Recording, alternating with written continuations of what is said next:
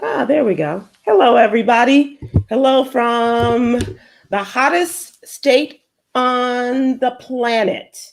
Not temperature wise, because it's feeling a lot like Christmas right now in Atlanta, GA. But I am in Atlanta and have been on a whirlwind tour with members of Black Voters Matter. And it's been fun. And Coy, you're missing all the fun here. I know. Oh goodness, how did that happen? I know, because you are the fun and party girl. So I can't do you justice by sitting in for you, but just know that it's been a really good time. How are you? I'm doing pretty good. It is pretty cold up here. I'm actually in Chicago right now, missing all the fun, but I will be back starting this weekend to start the party all over again. Yeah, because that party ain't stopping. I'm telling you. Yeah. Today was the first day of early in-person voting in the state of Georgia for Right. these two runoff elections, and of course, Mhm. as we remind people, two elections, not just one as was expected. The one that was expected was between Raphael Warnock and Kelly Loeffler because they had 20 something people Right. in Oh that my goodness. election, right? And nobody wanted to get out of the election. Everybody stuck in, and even with that, Raphael Warnock beat the two leading Republicans in the runoff, but didn't get enough to make the cut and become the candidate. So, or to become the senator. So you've Right. got Raphael Warnock and Kelly Loeffler, and I saw that story. I didn't get a chance to really read it that you sent to us, Coy, but maybe Mhm. we can talk about that in a little bit because she's in some more hot water Oh, about some things that she's done in pictures and associations, people she's been with, and pictures that have been taken. it just gets better and better. Oh, God. Mm-mm-mm. So here's the other thing. The second race is between John Ossoff, the Democrat, who ran for Congress before he lost that, but now he came back to run for the Democratic nomination, got that for the U.S. Senate, and is now running against the Republican Senator David Perdue. And I'm not sure that as many white people are coming out to vote right now, or No. even how that will happen, because although we did see a number of them today in Augusta, there's still the big dust up because people believe that they don't believe the results of the general election.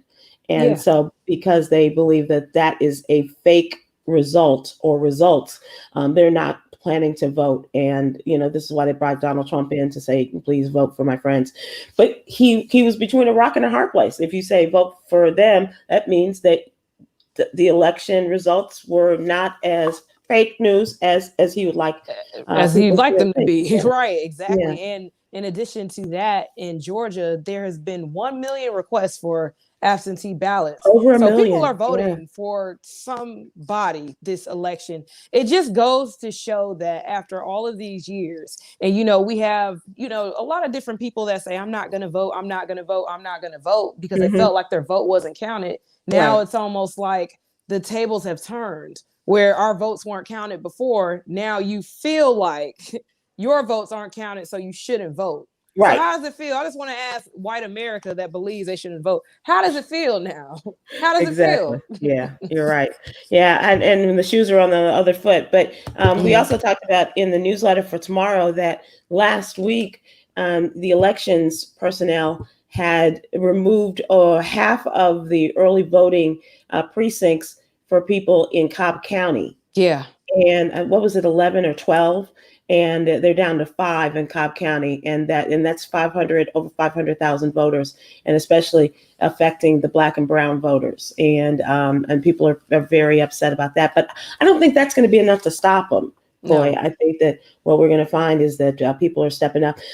Part of the wonderful thing that I did with LaTosha Brown and Cliff Albright and their wonderful staff of people, Black Voters Matter, is in Macon, in Columbus, and in Augusta. You get to the city and you form a caravan. It's a caravan of love and encouraging people to vote, to get out there. And a reminder, as of Saturday and Sunday, that Monday was the first day of early voting. And so, Yes. Today. and Corey, you would have loved this because it was Saturday, so that was Macon. I'm still trying to, if it's Monday, it's Augusta. The car clubs that came together Oh, wow. to be a part of the caravan, the votercade, if you will. And people just wanted to and had signs and or placards on their cars, and reminding people to vote, that Black voters matter, and all of the other organizations that joined the NAACP Urban League. Saturday was the car club. Sunday was the motorcycle clubs. Nice. And they were loud and fine, good looking men and loud. Some of them do kind of look good. Yeah, You yeah. gotta do a double take. Who drove Okay, that? okay. And if you sit loud and pretty, he'll say, man, we don't do pretty. I was like, okay, you're loud and fine. But that was a part of it. And we would be in a smaller van, because normally we're on this big bus, and you can't miss the buses because it says Black Voters Matter across. And it gives you the text number to text and to be a part of this. And that's 797979, by the way. And so we get in these smaller buses, and Cliff and LaTosha would put this, it's bigger than a boom box. It was a big A speaker that, you might put in your dorm window or something, and with a microphone, and they would line the music up with the speaker. And then we would go through the town, and of course during in our areas, and singing songs like "Say It Loud, I'm Black and I'm Proud," and then encouraging people to remember that Monday was early voting beginning throughout the state of Georgia. That we were on our way to a great event where there were going to be acts and things like that. So it was a lot of fun, and I got to tell you, I love LaTosha Brown so much. She tells it like it is. Right. And she tells the greatest stories ever. So it's been a wonderful experience. And I want to thank them again for the opportunity to come down and do it. And if I can sneak back and do it again, that was also one of their themes. Let's do it again. To do this with them would be a lot of fun and a great honor indeed.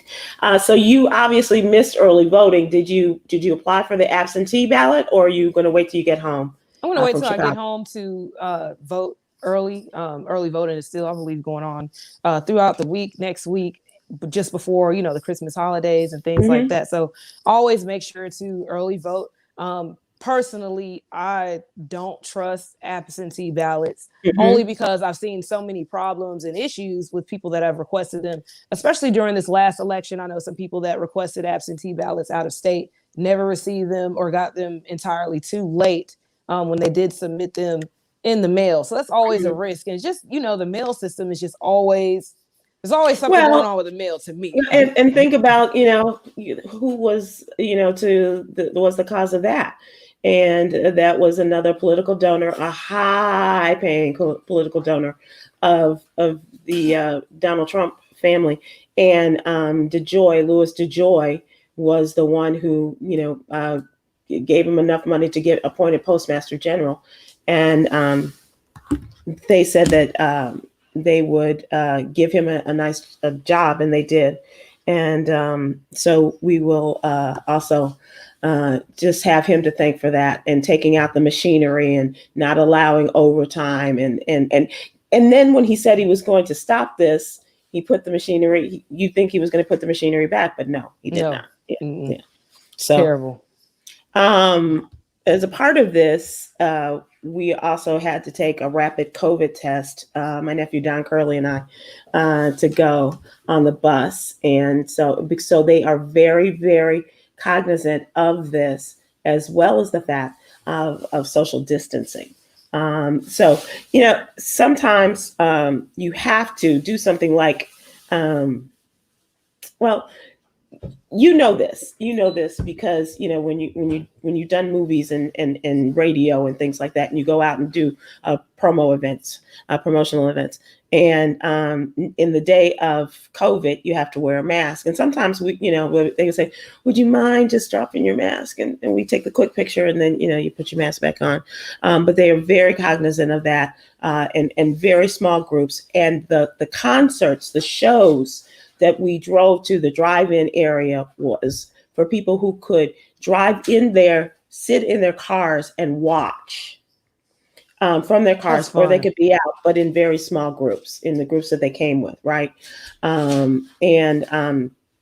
So they were very mindful of social distancing, very mindful of the mask. You couldn't be a part of this if you didn't have your mask on and things like that. Right. So we could not be, accused of doing what so many others have done regarding that. And Packed out clubs. yeah, exactly, exactly. Can't do it. But that's been a Yeah. new trend in Atlanta. A lot of drive up concerts have happened, and that's been very, very successful. So I just would like to see more artists across the board adopt that kind of performance, because Yeah.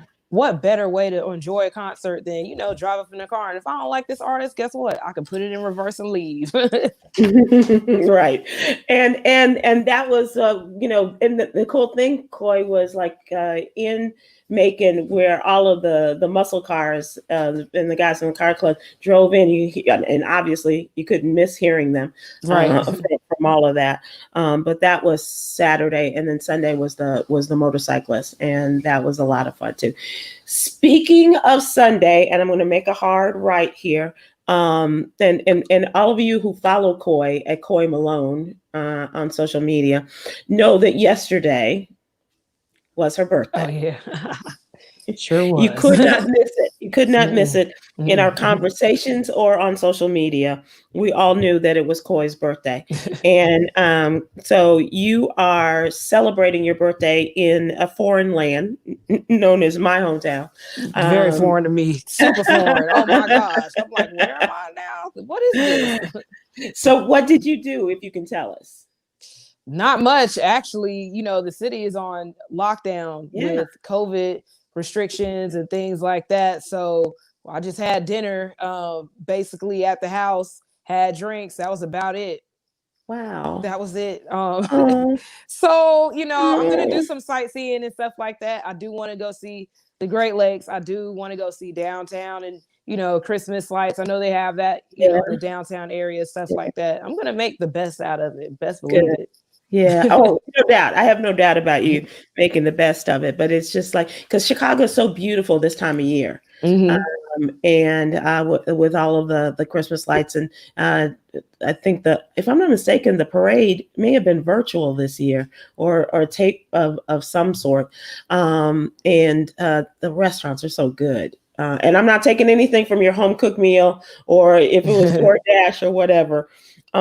But some of the restaurants in Chicago are some of the best in the world. So I do hope that you will. And those people, as they are in the rest of the country, are paying the price for that as a result of having to close down their restaurants, and with the exception of a certain number of people in there and what have you. But it's tough times everywhere. And it is. In Atlanta, you're seeing it I flew on Friday for the first time since February or March, and driving into the airport, Chica dropped me off at the airport, and it was like a Sunday morning at the airport.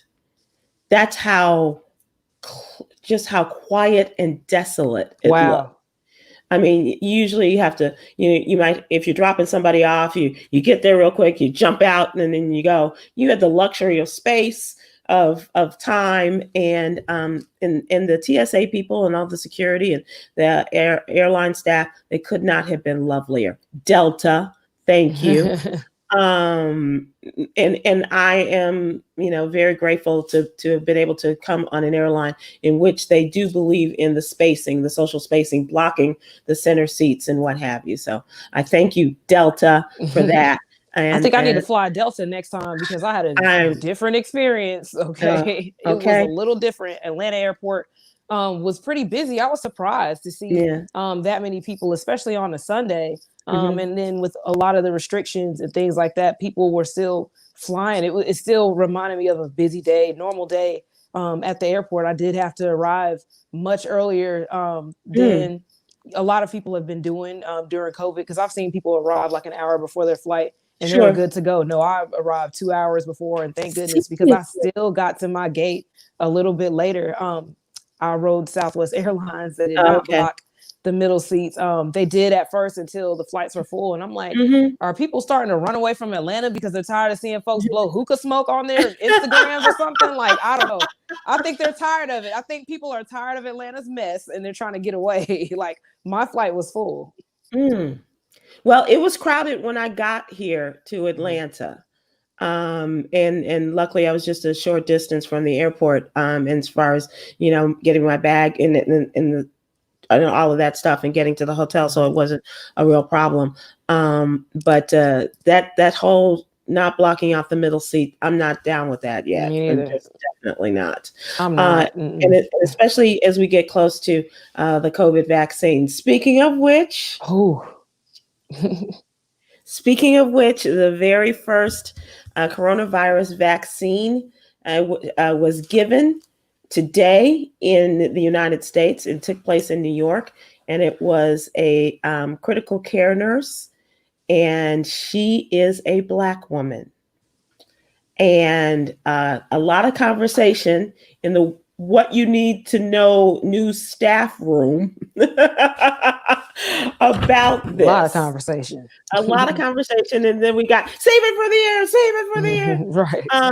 Because I think you and I are on opposite sides. I think I might be standing alone on this one. And so I will just go ahead and say, you tell us how you feel, Coy. Well, how I feel is the same way I felt about, former presidents, Bill Clinton, Barack Obama, and George Bush volunteering to go and take the vaccine, on air, have it broadcast and what have you. To have the first person take this and it be a Black woman, I feel like the U.S. government and Department of Health want to ensure the trust of Black people to go out and get vaccinated, because we do not trust the healthcare system. I have my reasons why there are certain things I don't trust about the healthcare system. There are a lot of experiments that happen on Black people with healthcare. We can go back to during slavery, how Black women were experimented on with gynecological practices without anesthesia that happened for hundreds of years. We can go back to Black people being taken apart as specimens and put on display in different museums. We can also talk about, the Tuskegee experiments and other health experiments where Black people were actually injected with what they were told they were being treated for.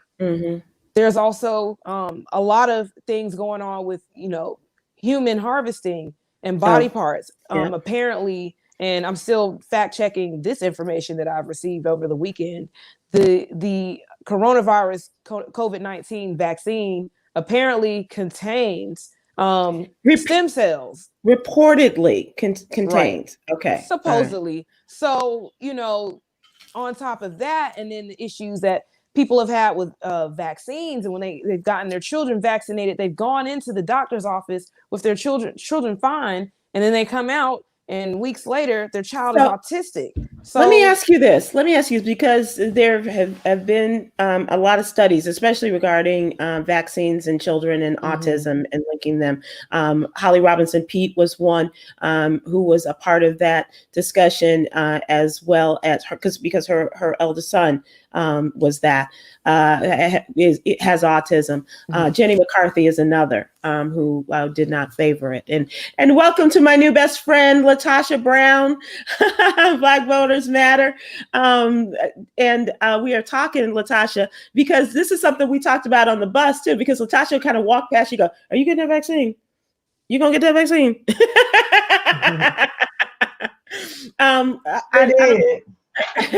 And so this morning when we were on the bus, Coy, and the story came out, and the name was Sharon Lindsay, and I was like, I wonder. And I looked her up, and sure enough, it was a Black woman that was the first to take it.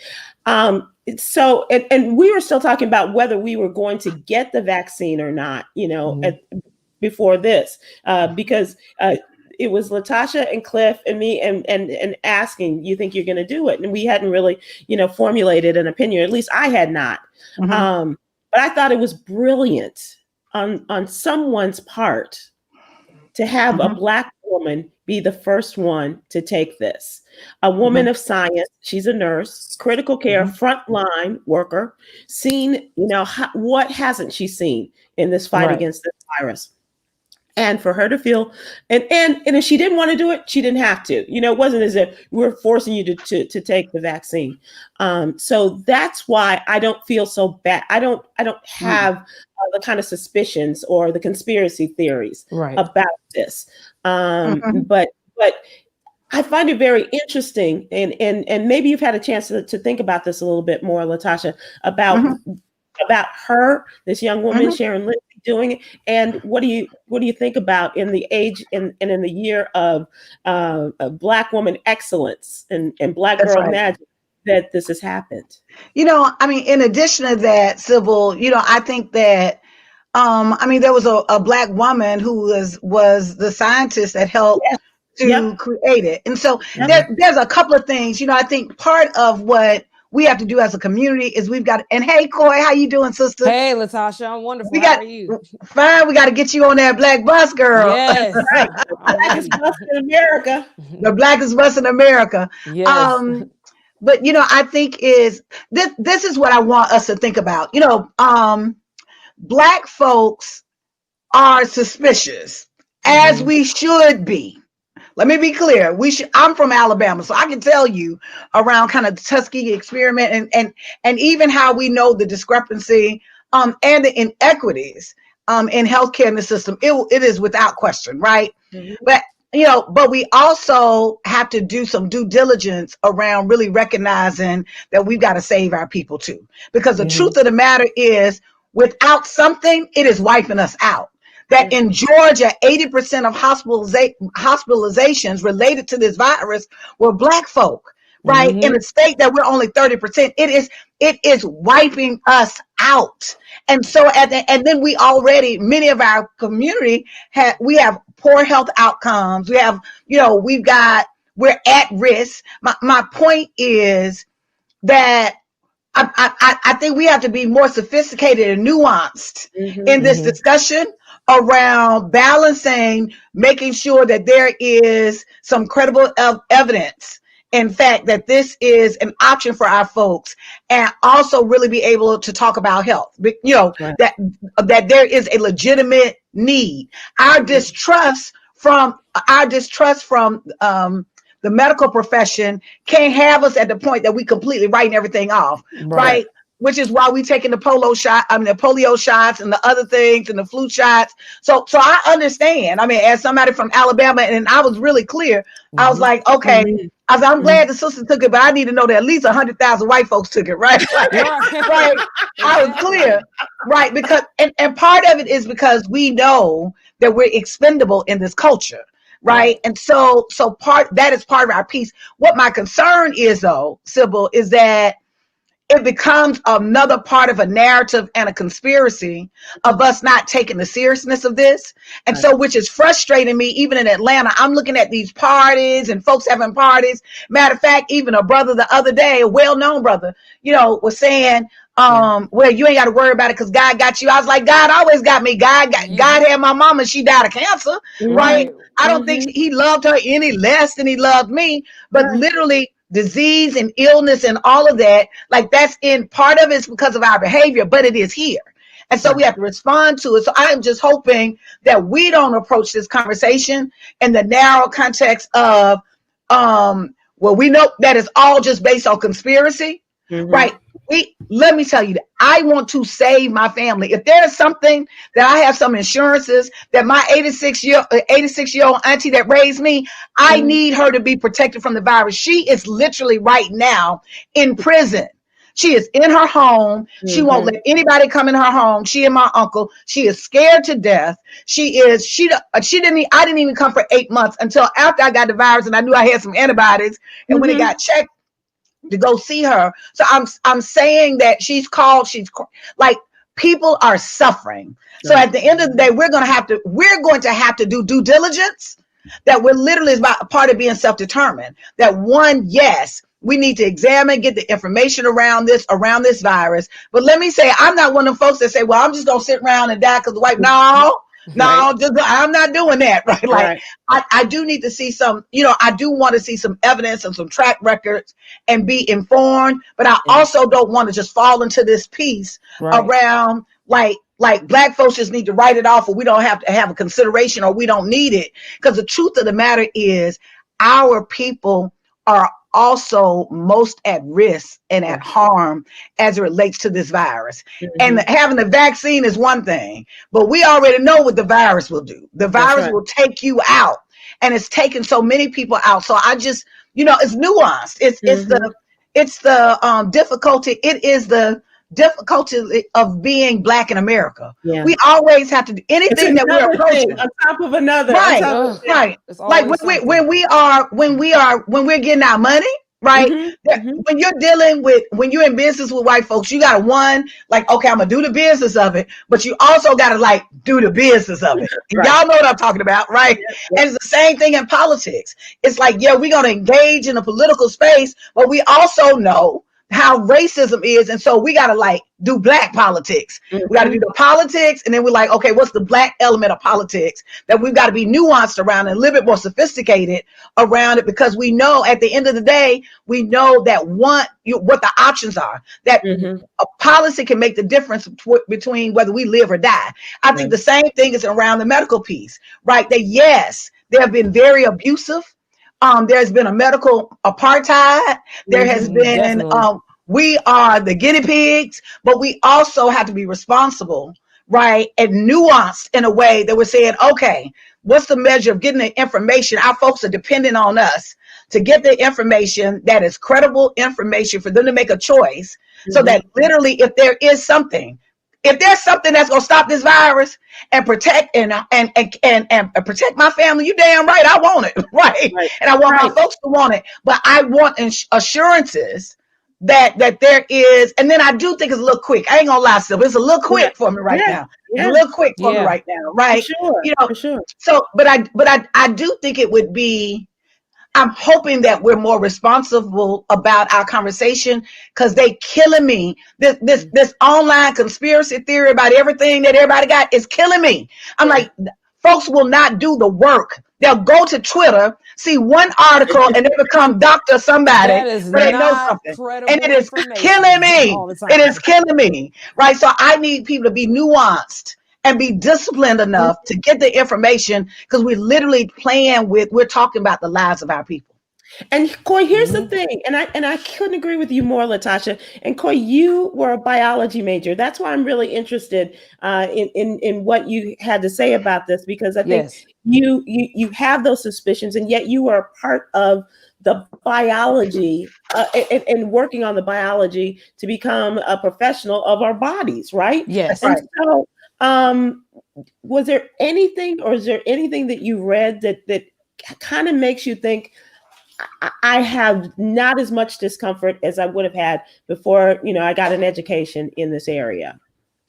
Not much. I just really look at everything, and I speak for myself. I don't try to speak for everyone else and say, don't go get a vaccine. By all means, if you feel like that is what you need to do, and you know how your body works in terms of health and what doesn't work for you, by all means, make that decision for yourself. Just personally, in the journey that I've had with Western medicine, and how some of those treatments that I've received for different things didn't work for me, I started taking other alternative options and routes for different things. Like, for instance, with coronavirus and COVID-19 specifically, I looked into alternative ways to prevent myself from catching it, in addition to social distancing and not going to, packed events and things like that.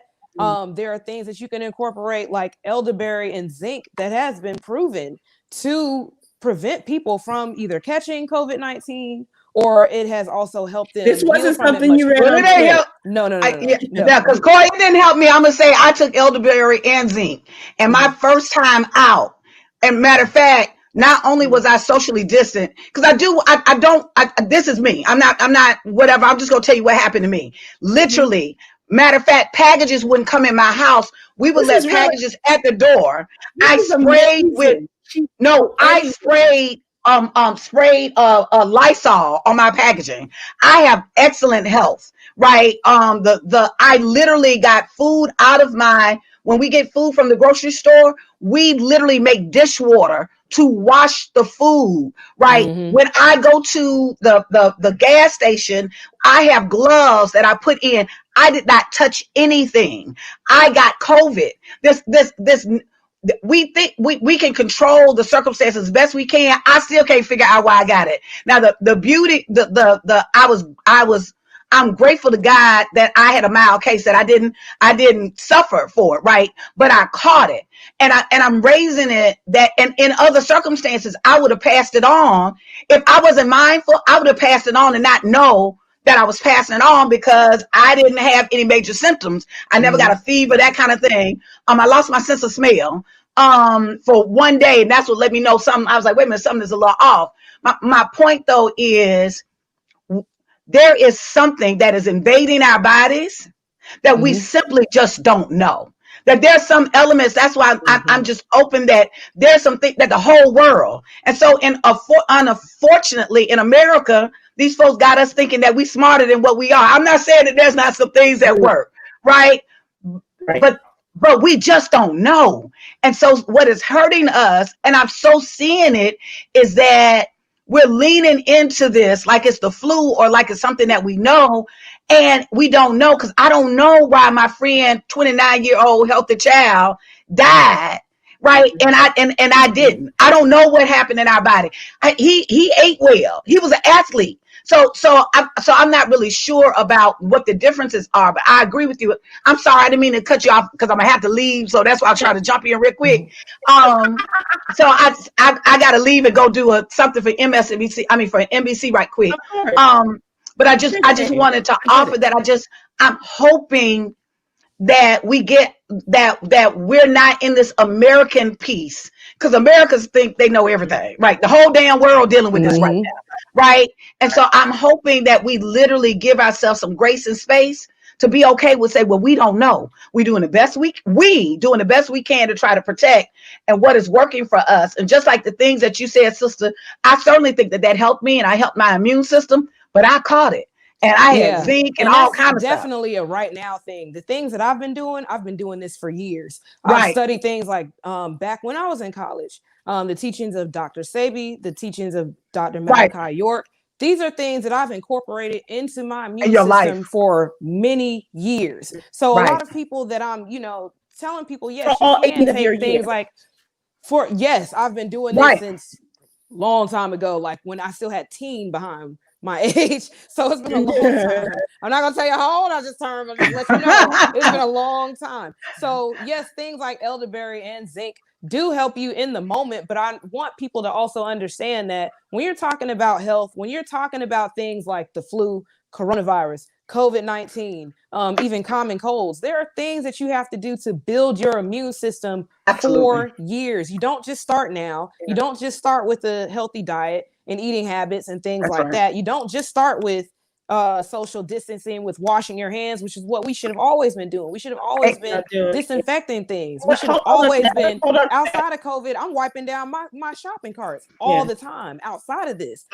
This is people. I hope COVID-19 and the pandemic helps people to wake up and see the healthy habits that you should have incorporated into your daily life. And it should have been going on.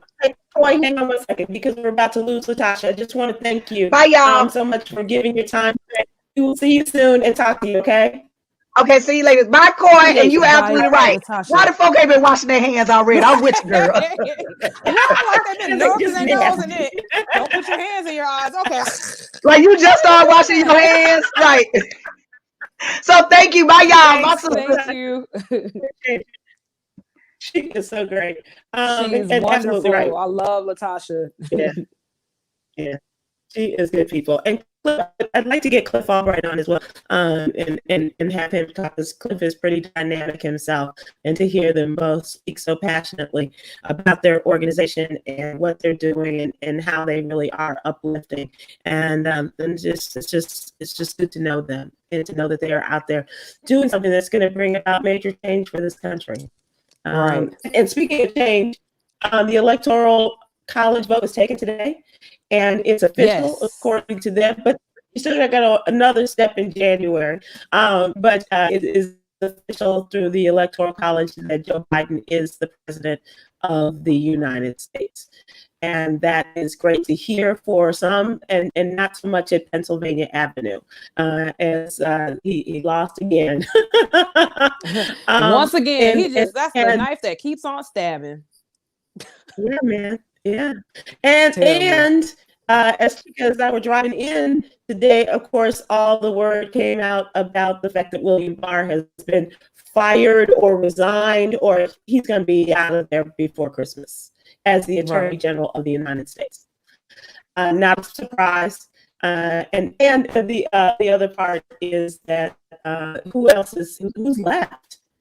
Who's left now, except for maybe Dr. Ben Carson, to are part of that Trump cabal, and we'll see what happens. I missed anything today regarding any new announcements from the Joe Biden campaign, but one thing I did see, Coy, this came down Friday night about your mayor, Keisha Lance Bottoms, and that she had been considered for a number of positions, including HUD secretary.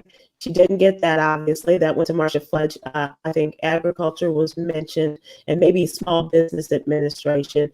And then someone said that she had been offered the ambassadorship to Jamaica, and she turned it down. Her people came back and said, no, she was not offered the ambassadorship. And I'm not saying, that, I think she deserves to be, up on the list for consideration for vice president. I think she deserves to be the next, if Stacey Abrams does not run for the governor or run for the Senate, then certainly Keisha Lance Bottoms should. But I kind of like the idea of, at this time, and I don't know all of her family circumstances, and maybe you can fill some of that in.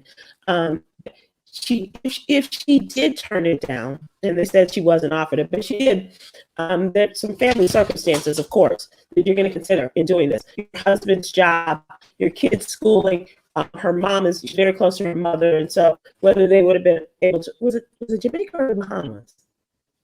I want to say, for some reason I was thinking Jamaica, but I think it was the Bahamas. But at any rate, it was a nice warm place for her to be the ambassador. Right. But I was arguing with George Washington to be, the ambassador there. And I thought that would just be really cool for her children to have a few years growing up in a different place, in different circumstances, and what have you. I don't know how you feel about it, but I just thought, I've always liked the idea of living in a foreign country. Yeah. Oh, living in a foreign country is great. I did that as a child. My dad had a position overseas, and we actually lived in Turkey for a year and a half. So that was a wonderful experience where I was fully immersed in the culture, another language. And Coy, I'm going to ask sure. you keep talking. I'm going to drop out because we're having some Wi-Fi issues, and then we'll come back. You keep talking. You hang in there, okay, and tell us about your thoughts on that, about living in a different country or being the ambassador of your children. Okay, I'll be right back. Wonderful.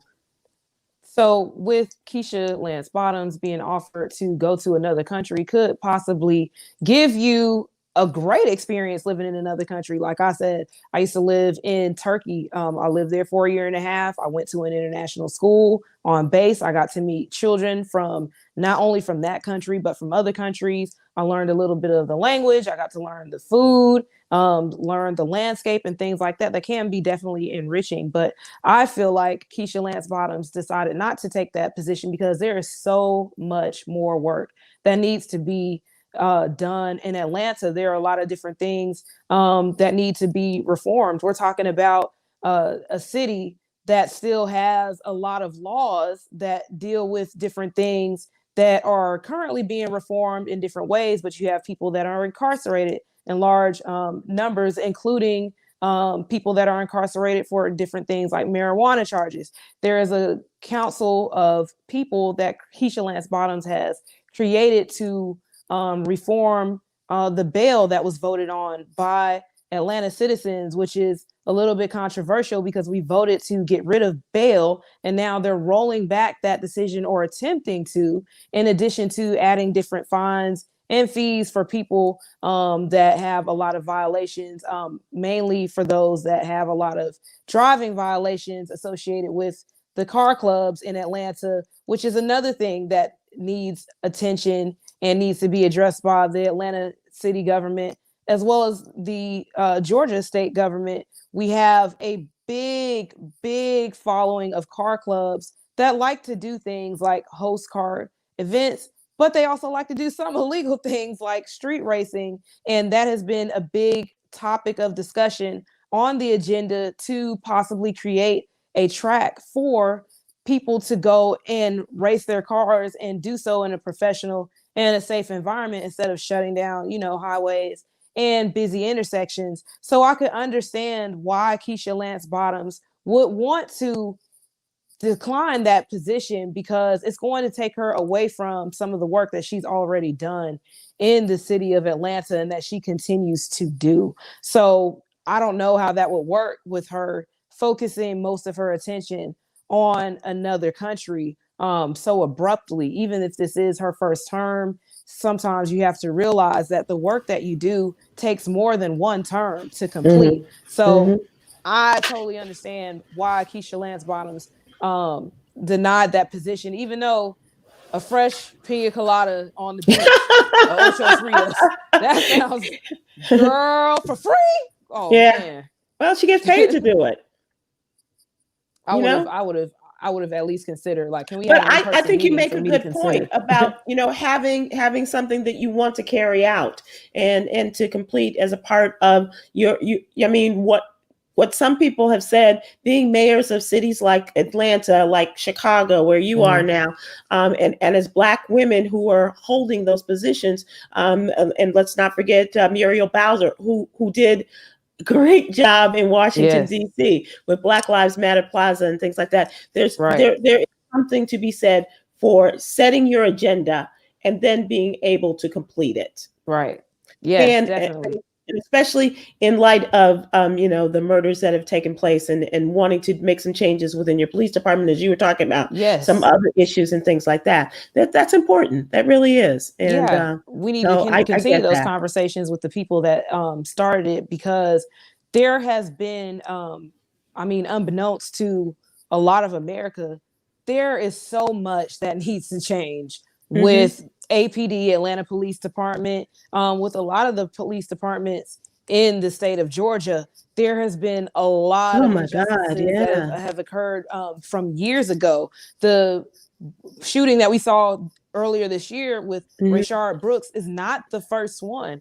I recall the first one being, I want to say it was in 2011, maybe 2010, with the young man who was shot by a MARTA police officer. And that officer was, his charges were dropped later on in the case. And so, it's just crazy how a lot of people see the changes that need to be made. And now it came to a head as of this year in a lot of different police departments across the US, across the board. So to have somebody that has been a part of these changes and conversations to leave and focus their attention on another country could upset the progress that's been made. It's the one of the highlights that has come out of this election in November is the election of young people to the district attorney positions, right? Yes. And today we're in Augusta, and I think it's Richland County, and a young man who is the first Black person to hold the district attorney's position, and the youngest, which is really very cool, right? And so there's a lot of discussion about those positions going to young Black people. And I'm not talking about the Daniel Camerons, if you will, of Kentucky. I'm talking about the real young people who grow up in those communities and are in control and not lying about what may or may not have been presented to the grand jury, right?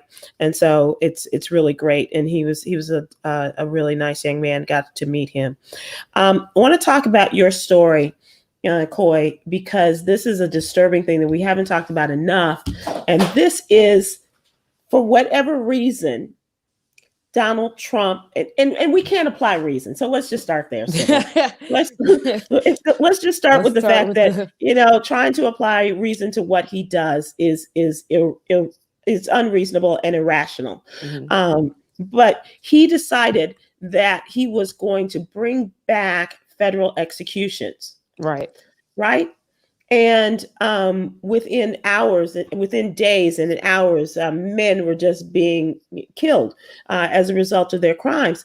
And Joe Biden had said that he would not extend the federal executions. He would not bring it back because so many people who are on death row have been proven to be innocent. They did not commit the crimes. They shouldn't have been arrested. They shouldn't have been convicted. And so Donald Trump went and turned this around. And one of the men that has been killed was a man that Kim Kardashian West was pushing for, right? Yeah. And asking him to reconsider this man's execution. Well, tell us about the 40-year-old Brandon Bernard and 52-year-old Albert Bourgeois. They were executed by lethal injection, each man within 24 hours of each other. Definitely, they were. And it's sad and unfortunate to see that they were the 9th and 10th persons executed by, a federal mandate as a person on, death row by lethal injection, less than 24 hours within each other. And the thing is, it's like Donald Trump has some sort of agenda to eliminate these persons that are seen as threats to society, menaces to society. And he's executed so many people at this point that he has tied President Ulysses S. Grant as the 4th president to execute the most amount of people within a year. So this is something that is alarming because we do have people that are incarcerated on wrongful charges and people that are sentenced to death row and to death. For that, I saw a story in particular on Netflix. There's a documentary about people who are on prison on death row. And is that Ava DuVernay's 13th? Not that one, not 13th. It's another one where they're interviewing these people one-on-one and they're telling their story about, how what crime was committed, how they got arrested. And so I'm watching this one man, and again, these two people are in Texas. So this person that I'm watching the story, Texas, and he was with someone who was driving a car. The guy stops the car, gets out. He has an altercation with someone and ends up pulling out a gun and shooting this man. The guy didn't know that he was going to go out and have an argument or shoot him. He gets arrested and he's put on death row for life. He was not, an accessory to the crime. He didn't supply the guns. He didn't tell him, go over here. I got you. He told the man, I don't want to be a part of this. I didn't know this is what you were going to do. And now he's sitting on death row. We have instances like this where people are around crimes and they get charged with capital punishment. Donald Trump's legacy that he's creating is one of, it reminds me of a dictator. Dictators are the only people that I've seen that have this agenda, to execute and persecute as many people as possible in a short amount of time. This is the legacy that he is building. There are other things that we can do. You also have to realize that there are states like, I want to say it was Oregon. It was either Oregon or Washington that still had a firing squad for capital punishment, for the punishment of death for many years until recently. So these are some methods that we may need to reconsider within the United States, that yes, we understand they committed a violent crime. And I can't say how would I react if somebody, committed a violent crime against one of my loved ones. We know these are things that we have to think about. In essence, there are things that the person that committed the crime has to think about as well. And sometimes I feel like life without the possibility of parole will give them that time for that guilt to sink in, because they have to live with that every day.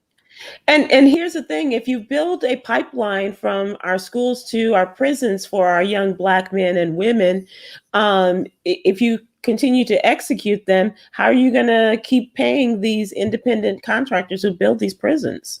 Exactly. And how are they going to keep making their money? Right. And it's just a sad cycle to see, honestly, and I'm being facetious by that. But it's just, it's inhumane, obviously. And that seems like an understatement to say that, but it is. And we can only hope that people will stop this or slow the permission slips, however that goes, from Donald Trump's desk down to the state governors, to stop these executions before January 20th. Yeah, because there's quite a number that are still so how many would you say? I think there's 15 people that current President Trump plans on having executed before Inauguration Day. Mm-hmm. And to me, it's just some kind of sinister goal that he has of his. And it's just, y'all, the Republican Party is wild, y'all. It's wild. They've shown that and thought perhaps it was going in a different direction when Kim Kardashian was going there and talking to Jared Kushner and Donald Trump, but apparently he stopped asking what more do you Black people want when Black people didn't vote for him by the numbers that he needed. All right. So, Coy, I want you to continue to enjoy your birthday. Thank you. And I'm very happy for you. I would have chosen a warmer climate for you. Yeah, well, it's not too bad, actually. It's cold, but it ain't too bad. Yeah, I know. Bless your heart. But please get out and have some fun. Enjoy my city as much as you possibly can. But I know with the lockdown and things that are going on, and be safe. Please be safe. Definitely. Social distance, going to be visiting some friends up here. And I just learned that I do have a couple of family members up here. So they might be on the list of visits I may pay. There's quite a few of my friends up here that have been in quarantine since the entire pandemic has started. So I'm sure they'll be glad to see a familiar face. Yes, but call first. Definitely. And also consider doing a Zoom meeting with them. Yes, that as well. Because the stuff is still out here. And, right. And so, but be careful and have fun. And I really appreciate you. Every Monday, Coy Malone. And how can people find you? Everyone can find me on Instagram and Twitter at Coy, COY_Malone. Okay. All right. Very good. And did people show up with Cash App yesterday? I got one yesterday, so I'm happy about that. Okay. That's fine. Was it a significant one? Yeah, it was all right. It was a decent amount, so I'll take it. But I really wanted everybody to celebrate by getting up today. I hope they did, and I'm gonna go and check. I've been calling friends, family, sending out text messages, sending out DMs and things like that for people to go ahead and get that early voting started. So that's how I want everyone to celebrate my birthday, by casting your early vote this year, please. Nice. She's sliding in the DMs, fellas, to tell you to tell you to vote. That's it. Don't say nothing else. You're gonna get left on red or unseen. Thanks so much. Be careful, stay warm, and we will see you next week. Talk to you tomorrow, everybody. Tomorrow, Huggy Lowdown will be with me, and maybe his homeboy, maybe his Ace Boone Coon. We can get Chris Paul to join us as well. We will see you all. Have a great evening. Be careful, be safe. And please, if you can, if you live in Georgia, vote.